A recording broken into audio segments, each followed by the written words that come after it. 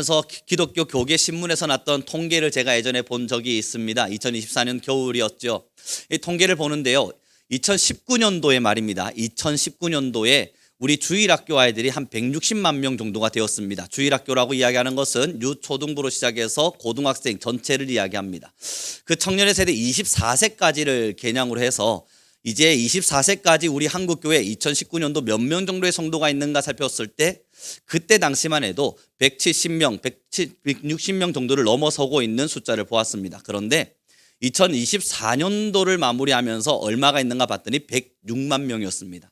다시 말해보면 한 60만 명 정도가 넘는 아이들이 지금 사라져 버린 거예요. 그런데 여러분, 이거 인구 감소 때문인가 라고 생각할 수 있는데요. 인구 감소는 지금 현재 19년도부터 24년도까지 20%가 줄었습니다. 이것도 굉장히 심각한 문제는 맞습니다만 교회 안에 주일학교 아이들, 다시 말해서 다음의 세대의 청년들의 수는 35%가 감소했다는 통계가 있습니다. 그러면 인구 감소와 달리 15%가 더 감소해 버린 거예요. 여러분, 사실 이건 저는 그렇게 두렵지 않습니다. 왜냐하면 교회 아이들의 숫자가 적다고 해서 하나님의 나라가 세워지지 않는 건 아니기 때문입니다. 사람의 숫자로 우리가 교회의 성장과 교회가 잘 가고 있는가 못 가고 있는가를 판단해서는 절대 안 되기 때문입니다. 그래서 주일학교 아이들의 수가 줄어든다는 것이 교회의 악재이거나 교회의 잘못된 길이거나 아니면 하나님 보시기에 슬퍼할 만한 일일까 여러 많은 고민들을 해보았으나 저는 그렇지 않다 판단했습니다. 문제는 그 교회를 떠난 다음 세대 아이들이 통계를 다른 식으로 내놓았습니다. 우리는 왜 교회를 떠났는가? 그 35%나 되는 아니면 그 6, 70만 명이나 되는 아이들이 왜 다음의 세대의 어른으로서 교회로 성장하기를 두려워하고 왜 그 어린 시절 부모를 거역해 가면서까지 교회를 떠났는가 하는 그 이유에 압도적인 1등이 있었습니다. 그 압도적인 1등이 한국교회의 현실을 적나라하게 드러내 주었죠. 그게 뭐냐고요? 부모의 신앙의 말과 행동의 괴리감이었습니다. 자기는 신앙이 있는 것처럼 말해놓곤 행동은 전혀 신앙 없는 사람처럼 행동하는 거예요. 말로는 어마어마한 신앙인인 것처럼 모든 말로 자신의 자녀들을 가르쳐 놓고는 그의 삶을 자세히 들여다보니 그가 나를 가르쳤던 신앙과 그가 살아내고 있는 신앙은 전혀 다른 겁니다. 불안하면 기도하라. 어떠한 어려움 속에도 너를 도우시는 하나님을 믿으라. 이야기해놓곤 부모는 정작 조금만 불안한 찾아오면 세상의 방법을 선택하고 기도하기보다는 세상의 지식을 동원해가며 전혀 자기에게 가르쳐줬던 신앙과 다른 삶을 선택하며 가는 거예요. 그래서 그 괴리감을 견디지 못해서 이런 신앙이라면, 이런 믿음이라면 굳이 내가 따라갈 이유가 무언가 철들고 조금 나이가 들어가며 생각의 변화가 일어나면서 많은 청년들과 주일학교 학생들이 교회를 떠났다는 겁니다. 여러분, 이게 왜 심각한 문제냐고요? 주일학교 아이들의 수가 줄어섭니까? 아니면 정말 다음 세대 사람들의 수가 없어졌기 때문입니까? 아니죠. 지금 우리 기성세대라고 불려지는 우리의 신앙이 어떠한지를, 지금 우리의 신앙의 현 주소가 어느 정도 수준에 미쳐져 있는지를 그들의 떠남으로써 적나라하게 보여주고 있기 때문입니다. 말로는 하늘나라에 도달할 만큼 엄청난 신앙의 길을 걸으면서도 어떤 실천과 모습으로, 어떤 행동과 모습으로 자녀에게 어떤 모습도 비춰주지 못한 모습들 때문입니다. 여러분, 자녀는 부모의 뒤를 보고 자란다는 이야기 여러분 너무나 잘 알고 계시죠? 신앙도 마찬가지입니다. 결국은 내 자녀가 이런 신앙이 되었으면 좋겠다 기대하십니까? 그건 말로 가르칠 수 있는 부분이 아닐 겁니다. 내가 그렇게 살아낼 때, 내가 그렇게 살아갈 때 그 자녀들은 힘듦 속에서도 나의 부모가 그러한 신앙의 길을 걷는 걸 보며 그들도 변화가 일어나기 시작할 거예요. 오늘 본문이 그걸 이야기하고 있습니다. 우리 함께 보았으면 좋겠는데요. 우리 4절부터 7절의 말씀을 같이 읽겠습니다. 함께 읽겠습니다. 시작.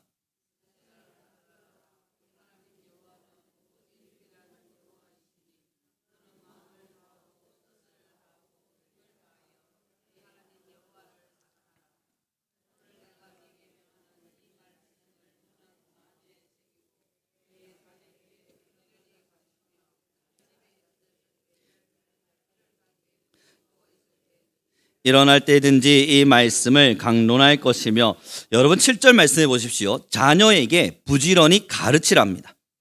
아이에게 끊임없이 가르치고 설명해 주래요. 그런데 그게 어떠한 거냐면 위로 올라가시면 6절에 이렇게 돼 있죠. 오늘 내가 내게 명하는 이 말씀을 너는 마음에 새기고 5절의 말씀에 뭐라 기록되어 있냐면 너는 마음을 다하고 뜻을 다하고 힘을 다하여 너 여호와 하나님을 사랑하라. 그리고 6절에 오늘 내가 내게 명하는 이 말씀을 마음에 새겨라. 하나님을 사랑하는 것, 힘을 다하고 마음을 다해서 하나님을 사랑하는 것, 그것을 우리가 먼저 해내고 있을 때 그 다음 자녀에게 그것을 강론하라 이야기를 해주고 있어요. 여러분, 한국교회에 자녀들에 대한 교육의 잘못된 점에 대해서 예전에 글이 기록된 게 있었는데요. 무엇이었냐면 자녀들한테 제발 이렇게 가르치지 말래요. 하나님이 너를 정말 많이 사랑해. 하나님이 너를 정말 많이 사랑해. 부모들이 자녀들한테 그렇게 신앙교육하면 절대 안 된답니다. 하나님이 너를 사랑한단다. 아이야, 너는 특별한 아이이기 때문에 하나님이 너를 지금도 너무너무 많이 사랑해. 그러한 이야기들로 아이들을 현혹시키지 말랍니다. 여러분, 정확하게 기억나지 않는데요. 자료를 열심히 찾아보았는데 찾지 못했었습니다. 그런데 제가 예전에 읽었던 책에 성경에는 하나님이 너를 사랑한다라는 말이 최대한 60번 정도가 나온답니다. 모든 것을 다 통통 틀어도 60번 정도 하나님께서 우리를 사랑한다는 말을 하신대요. 그 나머지 성경 구절은 그러한 것을 가르치거나 이야기하고 있지 않음을 말합니다. 그럼 이게 무슨 이야기냐고요? 자녀들에게 하나님이 너를 사랑한다고 가르치지 말래요. 그럼 반대로 어떻게 가르쳐야 되죠? 너가 하나님을 사랑해야 한단다. 성경은 그러면요 60번 정도만 하나님이 너를 사랑해 라고 말하고 나머지는 뭘 이야기하고 있겠습니까? 어떻게 하나님을 사랑해야 되는지, 우리가 사람으로서 자녀로서 하나님을 어떻게 섬기며 사랑해야 되는지를 더 구체적으로 설명해 가고 있습니다. 사랑하는 성도 여러분, 하나님이 우리를 사랑한다는 이야기를 끊임없이 듣다 보니 아이들이, 자라나는 세대들이 하나님이 나를 사랑한다는 것만 기억한답니다. 마음을 다하고 힘을 다하여 여호와를 사랑해야 된다는 사실을 까먹고 잊어버리고 살아간대요. 예전에 아주대학교에요, 한 심리학 교수님께서 자녀를 키울 때에는 가장 좋은 방법은 적당한 불안 앞에 아이를 노출시켜 놓는 것이라 그랬습니다. 자녀를 키우는 데 있어서 가장 좋은 영향력, 가장 자녀를 훌륭하게 키울 수 있는 방법이 적당한 불안 앞에 아이를 노출시키는 거래요. 왜냐하면 불안이라고 하는 감정은 아이를 성장시키는 굉장히 긍정적인 요소가 된답니다. 이게 무슨 이야기냐고요? 예전에도 설교를 통해서 한 번 이야기 나눈 적이 있는데요. 내가 공부를 하다가 하기가 싫어졌습니다. 그러다가 침대에 들어 누웠어요. 나 이제 공부 안 해 하고 누웠는데 성적이 떨어지면 엄마가 나를 혼낼 것만 같은 불안이 갑자기 찾아왔어요. 그 불안 덕분에 누워있다가 이불을 박 차고 일어나서 나 공부해야 돼. 좀 더 긍정적인 방향으로 나아간다는 겁니다. 여러분, 만약에 공부 시험 기간이 다가오고 있는데 아이가 불안을 느끼지 않는다면 이유는 하나겠죠. 완벽하게 끝냈거나 불안하지 않거나 자기는 빵점을 받든 10점을 받든 아무 상관이 없는 거예요. 적당한 불안 앞에 끊임없이 노출되어 있어야만 아이는 불안을 이기기 위해서 불안을 다스리는 힘을 키우기 시작하고 그 불안을 다스려 가면서 성장해 간답니다. 그 불안의 요소를 지워버리면 부모는 부모로서의 자격이 박탈당하는 것과 같대요. 부모가 해야 될 일은 불안에 떨고 있는 아이에게 불안을 지워주는 것이 아니라 그것을 어떻게 다스리는 것이 맞는지를 가르치는 일이 필요하기 때문이랍니다. 사랑하는 성도 여러분, 하나님을 사랑하며 섬기는 거 얼마나 힘든지 우리는 잘 압니다. 저도 부모로서의 지금 삶을 살아가고 있습니다. 하나님을 섬길 때는 이렇게 섬기는 거란다. 하나님을 믿을 때는 이렇게 믿는 거란다. 하나님 앞에서는 이러한 신앙의 길을 걷는 거란다 라고 말할 때마다 여러분, 저도 부모인데요, 그 길이 얼마나 어려운 길인지 왜 모르겠습니까? 그 길 속에 걸어갈 때 얼마나 많은 눈물을 흘려야 되고 때로는 어떤 시험을 경험하고 견뎌야 될지 왜 모르겠습니까? 그럼에도 아이를 앉혀놓고 하나님을 사랑한다면 너는 하나님을 사랑하기에 이러한 길을 걸어야 된단다 설명할 수 있는 이유는 그 불안이 그 아이를 성장시킬 거기 때문입니다. 혹여 이러한 일들이 있을지라도 너는 이겨내라, 걱정하지 마라. 부모가 어떻게 살아내는지를 먼저 보여주마. 너가 걸어가야 될 길이 어떠한 좁은 길인지 어떠한 길인지 어떤 가시밭길인지 알 수는 없지만 그러나 걱정하지 마라. 어떠한 길로 걸어야 될지, 그 길 속에서 어려움이 당해지며 어떤 눈물을 흘리며 어떻게 하나님께 기도해야 될지, 그 하나님은 어떻게 역사하시는지 걱정하지 말고 누구를 바라고요? 나를 봐라. 부모인 나를 봐라. 내가 불안의 요소가 찾아올 때 어떤 기도를 하는지 말이야. 내가 감정에 휩싸이게 될 때 어떻게 하나님을 더 의지하고 하나님께 더 뜨겁게 나아가는지 말이야. 삶의 고단함이 찾아오고 하나님의 말씀을 섬기며 살아가다가 내 심장이 무너지는 것만 같은 고통을 느낄 때 그것을 어떻게 이겨내서 하나님의 기적의 자리로 나아가는지, 성경 속의 이야기가 아니라 삶의 실제 이야기로 너는 나를 봐라. 그렇게 부모의 뒷모습을 보여줄 수 있을 때 아이는 진짜 신앙을 배운답니다. 불안할 수 있어요. 그래서 아이들은 떠나는 겁니다. 왜냐하면 부모가 가르쳐준 건 하나님은 너를 사랑해. 그리고 나서 뭘 가르칩니까? 맨날 좁은 길, 힘든 길, 어려운 길, 역경, 어려움, 아픔. 예수님을 믿으면 말이야, 이것도 포기해야 돼, 저것도 포기해야 돼, 이것도 포기해야 돼, 다 포기해야 돼. 예수님을 믿으면 뭐가 그리 포기할 게 많습니까? 하나하나 포기하다 보니 내가 살아갈 힘이 없어요. 그러니 청년들이 떠나는 거 아닙니까? 이거 어디서 할 수 있냐고요? 저는 지금 믿지 않는 청년들을 마주합니다. 그러나 저를 찾아와서 상담을 요청하는 많은 청년들은 지금은 믿지 않지만 주일학교를 다녀본 아이들입니다. 그 주일학교를 다녀본 아이들이 왜 교회를 떠났는가 물어보면 대부분은 다 부모가 여전히 예수님을 믿고 있습니다. 여러분, 솔직하게 말씀드려서요, 그냥 부모가 예수님을 믿지 않는 아이들을 돌이키는 게 훨씬 쉽습니다. 부모가 교회를 안 다녀요. 부모로부터 교회에 대한 어떤 영향도 받지 않았어요. 그런 아이들이 주일학교만 다녔다면 이 아이들을 변화시키는 건 쉬워요. 조금만 설명하고 하나님의 사랑을 이야기해주고 우리가 가야 될 길을 들려주면 아이들의 변화가 일어납니다. 지금 여러분 학교 내에서 대부분 일어나고 있는 변화는 부모가 예수를 믿지 않는 경우입니다. 그런데 자기는 주일학교를 다녀본 경우, 그때의 나를 가르쳐준 주일학교 선생님, 그때 나를 가르쳐준 주일학교 전도사님, 그때 나를 가르쳐준 주일학교 안에서의 그 사랑의 모습, 그걸 기억하기 때문에 아이들이 돌아와요. 설득하기 제일 힘든 아이들, 성경 말씀을 들려줘도 딱딱하게 굳어서 변화하지 않는 아이들의 대표적인 유형이 누구냐고요? 부모가 예수님을 잘 믿는다 말하는 그들입니다. 안 변해요. 아무리 설명하고 아니야, 예수님을 믿는 건 그런 게 아니야 이야기해도 그들이 수십 년간 보아온, 그들이 수십 년간 축적해온 이 지식이 있는 거예요. 부모로부터 보아왔고 부모가 하는 행동을 보아왔고 부모가 살아내고 있는 삶의 모습을 보아왔으니 그들이 가지고 있는 지식을 깨부순다는 게 얼마나 힘이 드는지 모릅니다. 그래서 여러분, 그들이 맨날 하는 이야기는 예수님 믿으면 이것도 포기해야 되잖아요. 누가 너보고 포기하래? 예수님 믿으면 이것도 못하잖아요. 누가 너보고 하지 말래? 예수님 믿으면 이렇게 힘든 삶만 선택해야 되잖아요. 누가 너보고 그런 힘든 삶을 살래? 여러분, 부모가 그런답니다. 그런데 부모는 정작 그 길을 걷지 않아요. 사랑하는 성도 여러분, 우리 기억해 보자고요. 정말 신앙 안에서 포기하는 거 얼마나 많으셨습니까?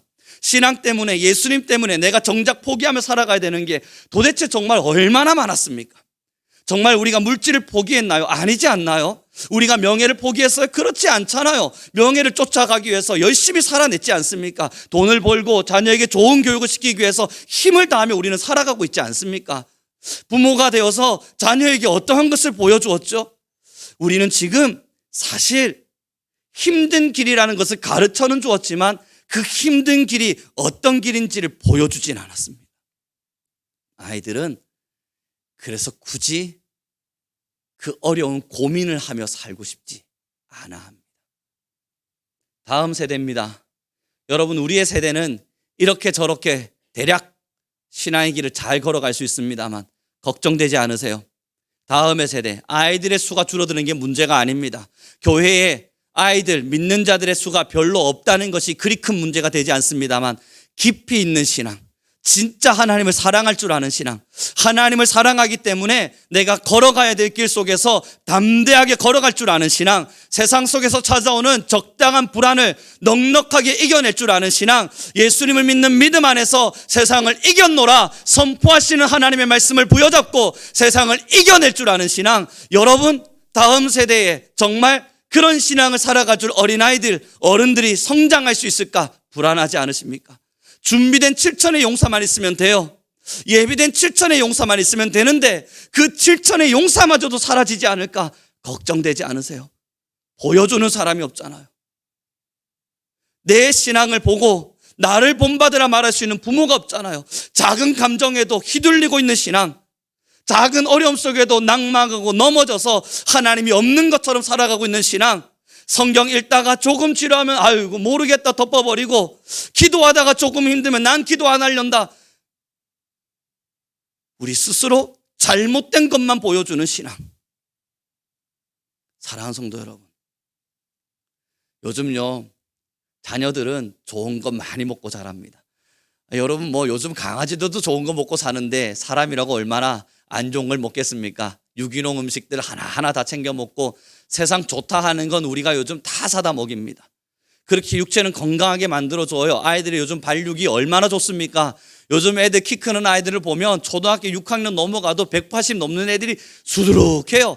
얼마나 여러분 발육 상태가 좋은지, 잘 먹고 잘 입고 대단해요. 부모들이 거기에 대한 신경을 많이 쓰고 있죠. 이사를 해가면서까지 학군지에 가서 아이들에게 좋은 교육을 시키겠노라 결단하고 있고 결심하고 있어요. 이름 좋은 학원들, 여러분 거기는 아침에 등록 시간이 되면 오픈런을 한답니다. 수십 시간씩 그날 밤, 그 전날 밤부터 텐트를 치고 잠을 자면서 그 학원 문 열면 쫓아가가지고 등록하고, 거기 등록하면 세상을 다 얻은 것처럼 기뻐하는 부모들이 요즘 넘쳐난답니다. 그런데 그들의 영혼이 곪아가고 있어요. 교육학자들이 늘 말하잖아요. 좋은 학원, 좋은 학군지에서 아무리 열심히 교육해도 부모가 가정 안에서 그들을 양육하지 않으면 결국 아이들의 학업은 한계가 있다고요. 신앙도 마찬가지입니다. 교회가 힘을 내어서 다음 세대들을 양육하겠죠. 그러나 여러분, 아무리 대단한 교회, 아무리 명설교가가 있는 교회, 아무리 훌륭한 선생님들이 배치되어져 있는 교회에서 하나님의 말씀으로 다음 세대들을 잘 양육해 간다 할지라도 부모가 가정 안에서 그들을 양육하지 않으면 한계가 있습니다. 반드시 무너질 테고 반드시 쓰러질 겁니다. 교회는 다음 세대 아이들이 잘 성장할 수 있도록 부모로부터 배운 것을 체계를 잡아주는 일을 합니다. 부모로부터 보고, 부모로부터 듣고, 부모로부터 배운 것을 어떻게 적용할 수 있는지를 설명해주고 예시를 들어주고 좀 더 깊은 나눔들을 나눠줄 수는 있습니다만, 부모로부터 배운 것이 없다면 그 다음은 없습니다. 요즘 토요일이 되면요, 저는 주일학교 아이들과 아침부터 오후까지 시간을 보냅니다. 아침 10시쯤 되면, 아니 그 전부터 우리 주일학교 아이들이 우르르 몰려와서 이 공간을 채워요. 그리고 오후가 될 때까지 공부도 하고 놀러도 가고 많은 대화들을 나누면서 시간을 보내어 가는데요, 그들을 볼 때마다 요즘 제가 드는 생각은, 주일학교 아이들을 다시 내가 맡은 것이 하나님으로부터 참 감사하다는 생각을 합니다. 토요학교를 처음 맡고 이제 이들에게 내가 다시 들어가야 된다 생각했을 때, 여러분 사실 바빴거든요. 정말 많이 바쁘거든요. 그래서 이 시간을 빼기 위해서는 금요일까지 모든 일을 마쳐야 돼요. 그래서 사실 마음속에 답답함이 있었습니다. 할 수 있을까? 하다가 내가 이걸 감당해낼 자신은 있나? 스스로에게 물었을 때 해야만 하는 일이기에 어쩔 수 없이 해야 됐고, 금요일까지 모든 일을 마치기 위해서 아둥바둥 살아냅니다. 그리고 토요일날 아이들과 함께 탁구도 치고 공부도 가르쳐주고, 그 시간들을 보내면서요, 제 마음속에 한 가지가 떠오르고 있습니다. 이들이 참 귀하다. 어젯밤에요, 하루 종일 머릿속에서 떠나지 않는 고민이 있었습니다. 저희 아내랑도 잠시 나누었는데요, 부모가 예수님을 믿는 자녀들은 집으로 돌아가서 양육받고 부모로부터 보고 배우면 될 텐데, 지금 우리 교회에 부모가 교회를 다니지 않는 저들은 이거 어떻게 해야 되지? 저들은 어떻게 케어해줘야 되지? 어디 이야기까지 나왔냐고요? 평일날 학교 마치면 그때 우리 자녀들도 집에 오니까 내가 월요일 화요일은 학교에 간다 할지라도 수요일은 있으니까 애들 우리 집에 데려올까? 그리고 아이들을 우리 자녀 양육하듯이 성경도 가르쳐주고 공부도 가르쳐주고 그러면서 평일의 시간을 보낼까? 그렇게 말하고 나니 여러분, 그러면 나는 평일 시간 동안 일은 어떻게 하지? 이런저런 고민이 드는 거예요. 그러면 자는 시간을 조금 줄이면 되겠죠. 아이들을 6시까지 케어한다 생각하면 그 나머지 시간에 또 일을 하고 하면 새벽 2시쯤 자면 되겠네. 그럼 새벽 예배는 어떡하지?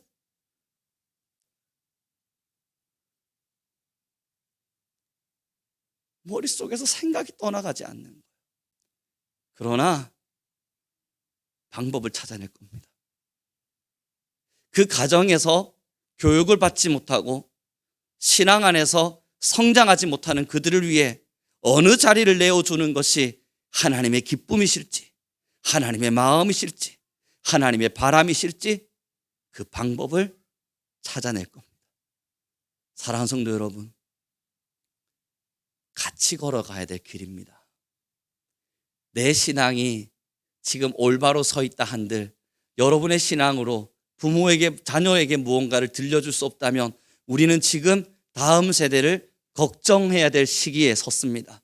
인구가 감소하기에 주일학교 아이들의 수가 줄어드는 건 사실 아무 염려되지 않았습니다만 그들이 교회를 떠나버리는 첫 번째 이유가 지금의 한국교회 현 주소를 보여주는 것이니 이거는 충분히 염려할 만합니다. 사랑하는 성도 여러분, 여러분들의 손자에게, 여러분의 손녀에게, 여러분들의 자녀에게, 혹 여러분들의 다음 세대에게, 아니 우리 교회 집사님, 권사님들 지금 내려가셔서 우리 주일학교 아이들에게 명확하게 말해줄 수 있어야 돼요. 너희들의 신앙 걱정하지 마라. 나를 봐라.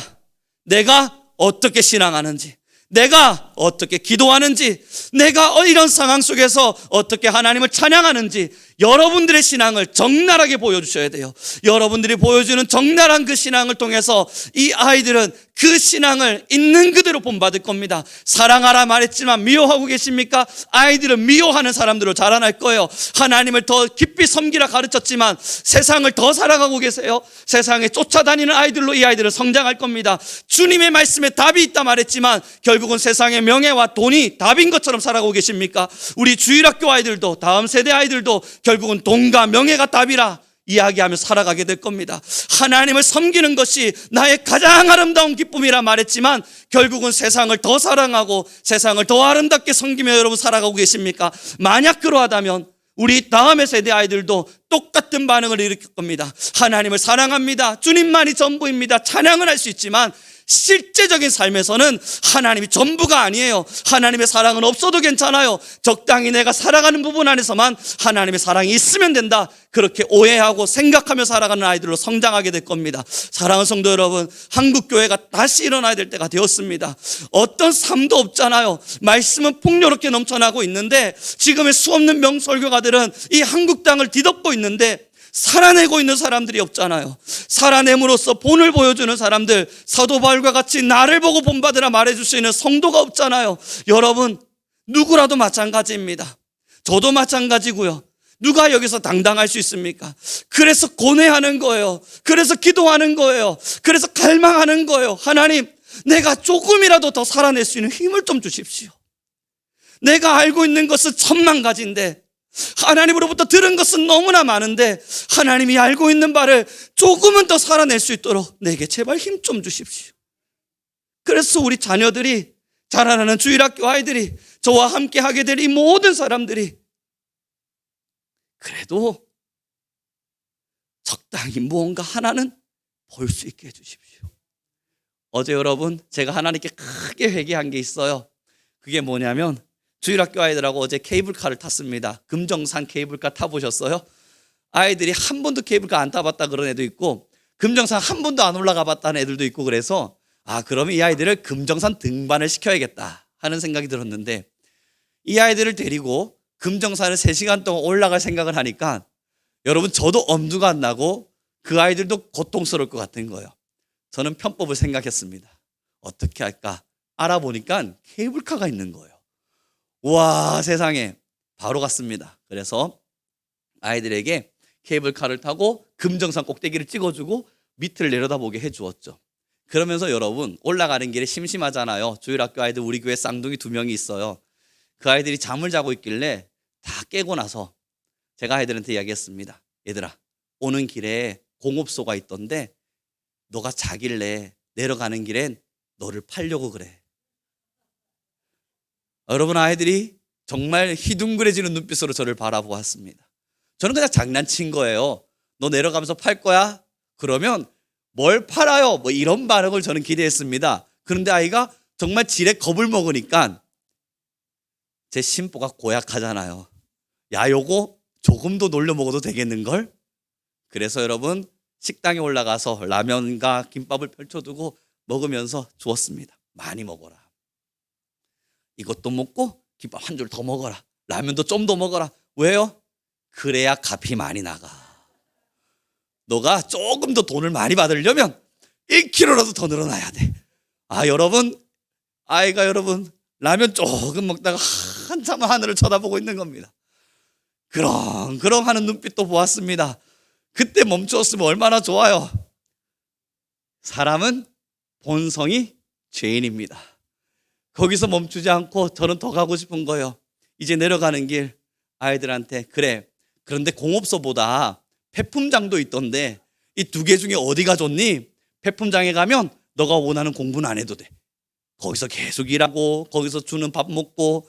그러면서 제가 이야기했죠. 맛있는 것도 줄 수 있다 했더니 그 옆에 있는 주일학교 아이가 한 명이 더 거드는 거예요.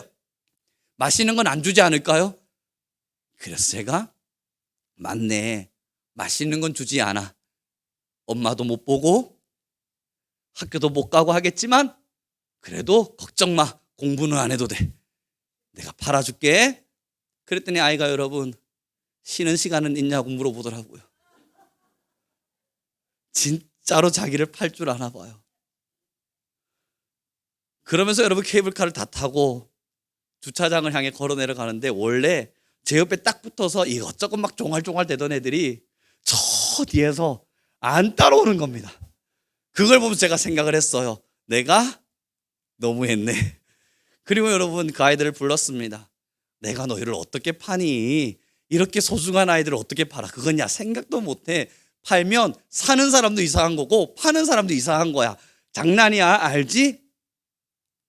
그런데 아이들의 마음이 콕 닫혀 있는 게 느껴졌어요. 진짜 나를 팔 것만 같은 불안감. 안 판다니까. 그런데 그 마음을 좁히기까지 시간이 필요한 거예요. 제가 왜 회개했냐고요?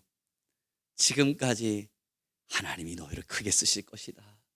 너희가 하나님의 귀한 보배들이다. 얘들아, 주님을 믿을 땐 선한 것이 무엇인지, 바른 것이 무엇인지, 착한 것이 무엇인지, 나쁜 것이 무엇인지를 잘 구별하고 주님의 말씀을 바르게 알아서 그 주님의 말씀대로 살아내야만 한다 이야기하고, 혹여 너희가 살다가 어렵거든 어떻게 사는 게 맞는지 물어도 보고, 나도 못하지만 그 못하는 부분들을 같이 갈 수 있도록 함께 힘을 내보자. 나는 너희를 위해 기도할게.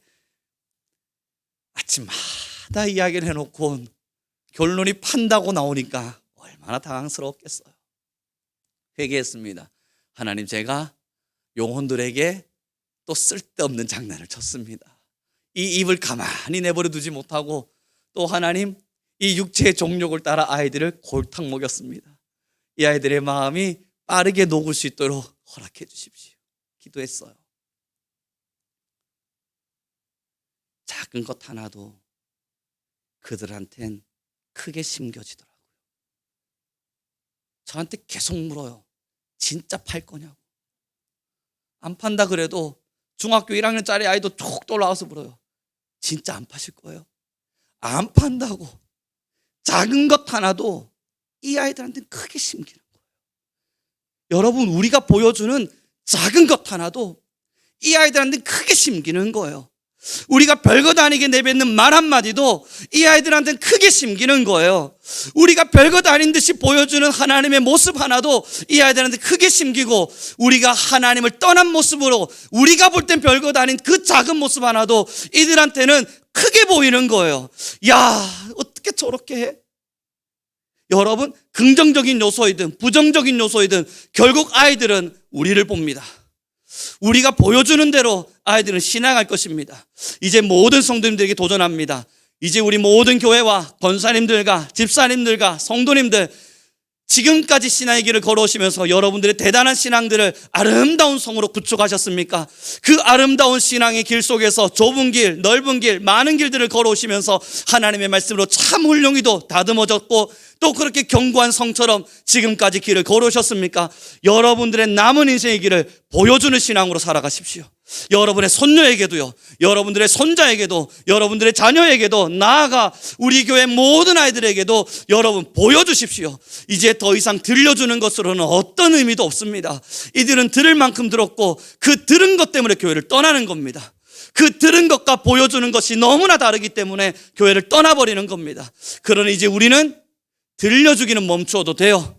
이제는 보여줍시다. 우리 옆 사람에게 이렇게 인사했으면 좋겠습니다. 우리는 이제 보여주는 길을 걸어갑시다. 그러니 여러분, 자녀한테는 집에 앉아서 얘야 힘들 땐 기도해야 된단다 말해놓곤 자기는 힘들 때 친구 전화 막 붙들고 하루 종일 힘든 것만 토로하고 있는 그런 모습 안 돼요.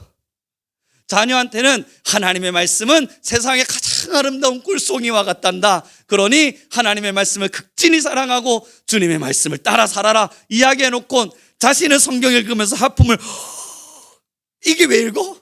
라고 이야기하는 그러한 모습 안 돼요. 아이들에게 보여주십시오. 가식적인 모습으로라도 자녀가 보는 중에는 달다. 꿀송이처럼 달다. 그러면서 읽으십시오. 그러다가 자녀가 들어가면 그때 하품하세요. 보여줄 수 있는 건 보여주는 겁니다. 이제 말씀을 정리해 가기를 원합니다. 여러분, 주일학교 아이들을 가르쳐 보거나 자녀를 가르쳐 보시면 알잖아요. 안 듣는 것 같은데 다 듣고 있죠. 희한해요.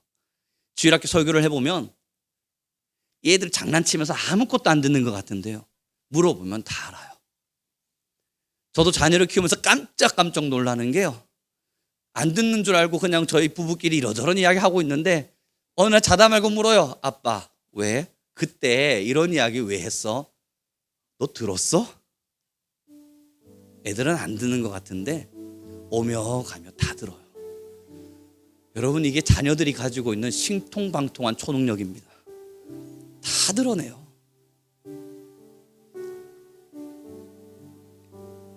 여러분, 아무 생각 없이 돈이 최고야 말씀하셨어요? 그거 부모 아이들이 다 듣고 있습니다. 아무 생각 없이 아니 저거 왜 저러는지 모르겠어 불평을 토로하셨어요? 애들 다 듣고 있어요. 어른들이 어줍지 않게 그냥 지나가는 시간처럼 흘려보낸 이야기들, 아이들은 깊이 박아서 그걸 진심으로 들어버려요. 무서운 거예요. 저는 이제 어제 판다고 했던 이야기 했던 그 아이에게 찾아가 사과도 하고 맛있는 것도 사주고 너는 소중하단다 1000만 번은 해야 될 겁니다. 사랑하는 성도 여러분, 이제 우리 같이 다음 세대를 걱정합시다. 아이들이 얼마나 힘들어하는지 몰라요. 여러분, 저는 청년들을 마주하며 삽니다. 그 청년들이 얼마나 많이 힘겨워하며 사는지 몰라요. 여러분, 지금 저는 우리 교회 주일학교 아이들을 가르쳐보고 있습니다. 이들이 얼마나 많은 사랑에 목말라 있는지도 몰라요. 여러분, 저는 요즘 우리 주일학교 아이들과 토요일을 같이 보냅니다. 그러다 보니 이들에게 지금 필요한 게 뭔지 너무 적나라하게 보입니다. 주일학교 선생님들, 중고등부 선생님들, 또 청년부를 맡고 계신 선생님들, 들려주는 건 얘들 다 할 줄 압니다. 이제는 보여줄 차례입니다. 자녀를 키우고 계신 우리 부모님들, 힘드시겠지만 조금만 신앙인다운 모습을 보여주시길 바랍니다.